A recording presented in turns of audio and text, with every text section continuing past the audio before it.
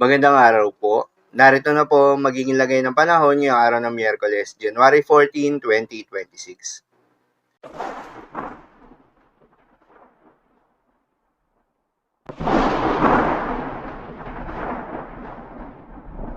Sa kasalukuyan na tayo sa pag-asa, yung binabantayan na low pressure area sa loob ng Philippine Area of Responsibility ay nagdevelop na bilang isang ganap na bagyo o tropical depression at binigyan ito ng local name na Bagyong Ada, ang kauna-unahang bagyo ngayong 2026.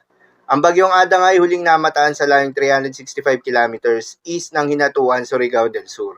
Taglay ang lakas ng hangin na umaabot sa 45 kilometers per hour malapit sa gitna at pagbugso na umaabot sa 55 kilometers per hour. Kumikilos pa northwestward sa bilis na 35 kilometers per hour. Dahil nga sa Bagyong Ada may nakataas na tropical cyclone wind signal number 1 sa ilang bahagi ng Visayas, kabilang na Northern Samar, Samar at Eastern Samar. Gayun din sa ilang bahagi ng Mindanao, kabilang ang Dinagat Islands, Surigao del Norte at Surigao del Sur. Ang mga nabanggit na lugar ay posibleng makaranas ng malakas na hangin with minor to minimal impacts.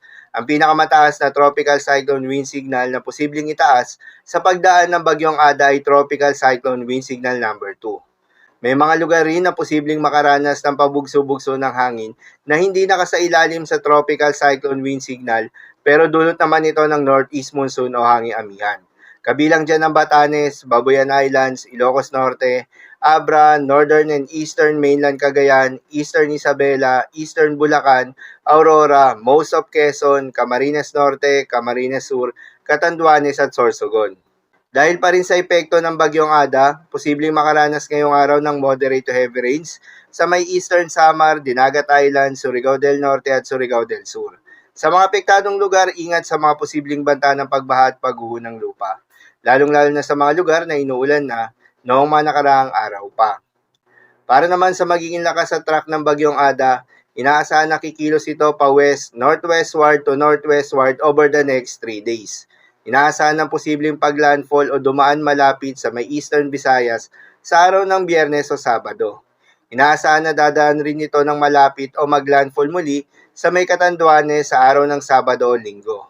Pagkatapos ay kikilos na ito generally northeastward sa may dagat silangan ng Luzon. Ang Bagyong Ada ay inaasahan na lalakas pa bilang tropical storm category within the next 24 hours at patuloy pang lalakas habang ito ay nasa Philippine Sea.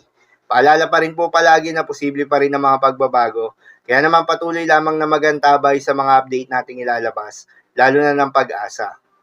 Para naman sa magiging lagay ng mga dagat baybayin, ayon sa Pag-asa ay wala pa rin tayong nakataas na gale warning sa anumang seaboards ng ating bansa.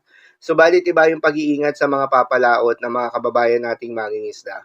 At yung may mga maliliit na sasakyang pandagat sa may eastern seaboards ng ating bansa. Dahil inaasahan yung katamtaman hanggang sa maalo na karagatan. Habang banayad hanggang sa katamtaman ng mga pag-alo naman ang asahan sa nalalabing seaboards ng ating bansa. So yun lamang po para sa lagay ng panahon ngayong araw ng Miyerkules. Keep safe everyone.